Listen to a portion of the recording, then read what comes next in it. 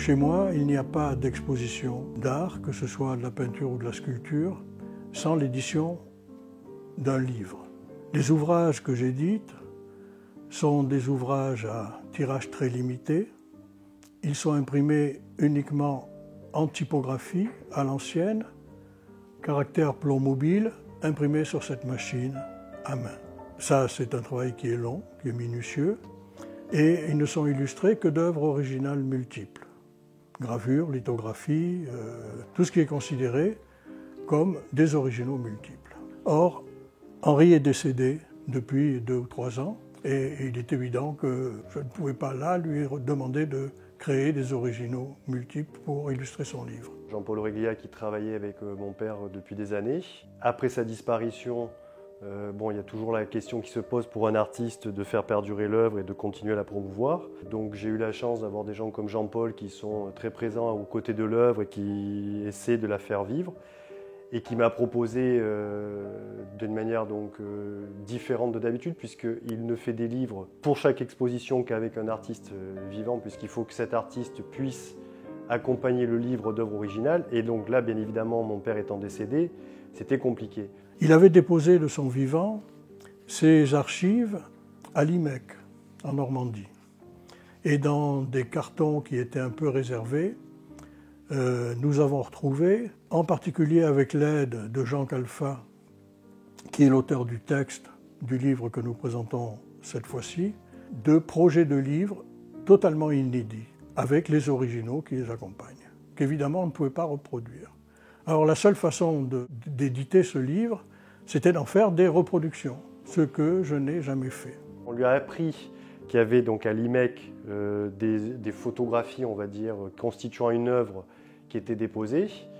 Et il m'a proposé de sortir autour de cette série un livre, donc dans un contexte un peu différent de ce qu'il fait d'habitude.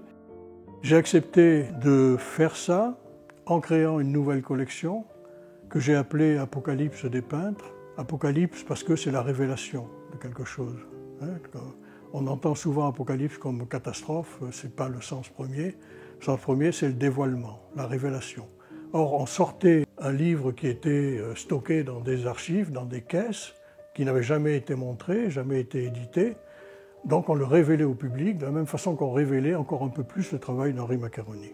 Et il m'a proposé aussi à ce moment-là de travailler avec un auteur qui est Jean Calfa, qu'aussi j'ai la chance de connaître par ailleurs, qui travaillait avec mon père, qui était passionné par l'œuvre, qui nous a permis de aussi connaître le Trinity College avec une bibliothèque extraordinaire de livres d'artistes notamment.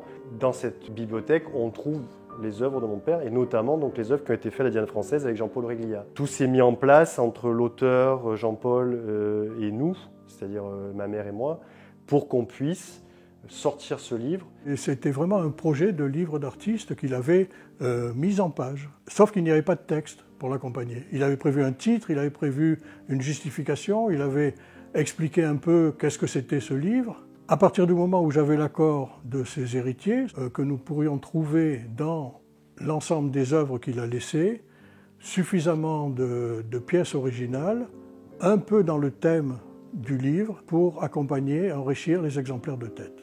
J'ai juste eu la chance de pouvoir rencontrer des personnes qui m'ont donné l'occasion de continuer donc à faire vivre l'œuvre et à la présenter. Il y a au total la reproduction de 8 pièces. Ce sont techniquement des photos, en général des photos de sexe, qui ont été brûlées, d'où le titre En feu, et sans doute brûlées à la demande du modèle, récupérées avant d'être détruites totalement, contrecollées sur un disque peint, souvent dans des rouges un peu pompéens, la photo elle-même étant retouchée à l'encre de Chine, pour lui donner une matière, un grain, un aspect autre que la photo. Et même sur les reproductions, on voit bien donc les bordures brûlées de la photo et ce que l'ensemble faisait. On est à peu près dans la dimension exacte des originaux. Moi, à titre personnel, j'ai vécu ça comme quelque chose d'intéressant et qui me permettait de continuer justement le travail de mon père. Au total, il y a 60 exemplaires, dont 20 à la vente, 20 réservés à la famille de l'artiste, 10 à l'auteur des textes et 10 hors commerce qui sont destinés à terminer dans des bibliothèques, institutions. Régulièrement, je dépose mes éditions à la bibliothèque d'Alexandrie, par exemple en Égypte, au Trinity College ou à l'université de Cambridge. Je l'ai tout le temps vu travailler. C'est que je ne sais pas pour d'autres enfants d'artistes comment ça se passe, mais moi j'étais dans l'atelier. C'est-à-dire qu'en fait, quand je me promenais de tout petit à même plus grand, je le voyais tout le temps confronté à la toile, à l'encre de Chine, à l'huile, à l'essence de térébenthine, les odeurs. Donc je le voyais tout le temps, actif.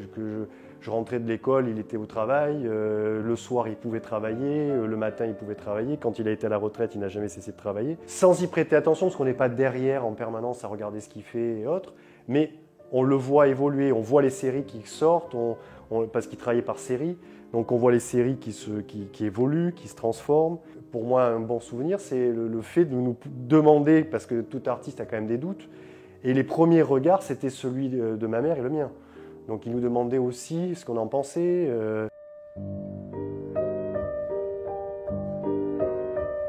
Et il fallait ensuite trouver quelque chose qui permette de faire aussi une exposition, parce que malheureusement, on n'avait pas les œuvres originales de disponibles qui sont à l'IMEC, qui en plus sont dans un format qui n'était pas nécessairement utilisable pour faire une exposition, parce que les murs sont quand même assez grands.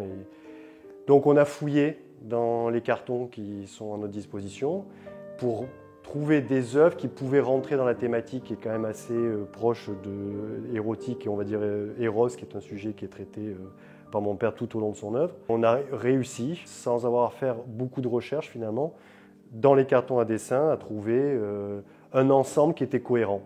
Alors l'exposition est un peu en dehors de ce sujet, bien que le côté érotique de l'œuvre soit pertinent. C'est une œuvre que nous avons retrouvée avec son fils Renaud donc dans les cartons stockés dans l'atelier d'Henri. C'est une série qui, à ma connaissance, n'a jamais été exposée.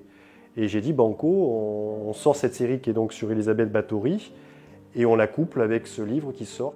L'histoire d'Elisabeth Báthory, la comtesse sanglante, qui prenait plaisir à torturer et tuer ses serviteurs ou de jeunes filles pour se régénérer dans leur sang, enfin, une histoire assez... Mais qui, donc, en 1971, avait déjà fortement inspiré Henri. D'essayer de trouver donc, des gens comme Jean-Paul Auréglia ou des écrivains qui vont bien vouloir réfléchir sur l'œuvre, proposer quelque chose sur l'œuvre, d'autres personnes qui sont susceptibles de proposer de faire des expositions. Il y a quelques projets, notamment avec Bertrand Roussel du musée d'archéologie à Nice, et on essaie de mettre en place quelque chose. Après, il faut essayer de trouver une cohérence aussi, c'est-à-dire que comme il n'y aura pas de nouvelles œuvres, il faut voir comment on va pouvoir mettre en perspective ce qu'il y a toute la production qui est énorme. On a fait 9 livres ensemble, des petits, de plus gros. Sans doute que le plus spectaculaire, c'est La Chauve-souris, pour laquelle Henri, qui est illustré que d'œuvres originales, uniques, même si le motif est répété. Il y a 6 œuvres différentes par livre.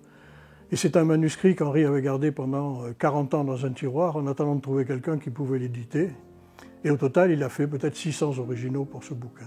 D'autres ouvrages comme Le rêve de Lilith, avec un texte de Bertrand Roussel, où il compare Ève, la mère de l'humanité, à Lilith, le prototype de la femme moderne, et le tout inséré dans un crâne, car c'est un thème, Eros et Thanatos, c'est un thème qu'Henri a très très souvent travaillé. C'est le cas de ce livre-là, c'est le cas de tous les originaux qui accompagnent les exemplaires de tête du livre. Des rétrospectives, on va dire qu'il y en a déjà eu une ou deux sont vivants. Refaire des rétrospectives, ce sera nécessaire un jour, mais peut-être qu'il y a un autre travail à faire par rapport à l'œuvre en réexposant certaines séries ou peut-être en faisant des couplages entre certaines séries. Parce qu'en fait, c'est un travail très, très intellectuel, celui de mon père. Il a énormément travaillé avec les écrivains. Je dis bien il travaillait, c'est-à-dire qu'il n'a pas fait un travail d'illustration, il collaborait véritablement. C'est une œuvre qui a besoin d'être expliquée. Et chaque écrivain va avoir sa vision de l'œuvre et va délivrer une signification. Et donc, en fait, on est un peu tous dans ce travail de recherche, pas forcément d'ailleurs ce qu'a voulu dire mon père, mais chacun propose une interprétation. Ça, c'est intéressant. Il ouvre des tas de pistes possibles sur chaque œuvre, chaque série, parce qu'il travaille en série. Mais déjà, ce premier contact à l'œuvre, plus on peut voir d'œuvres, mieux c'est, surtout que c'est une œuvre très diverse.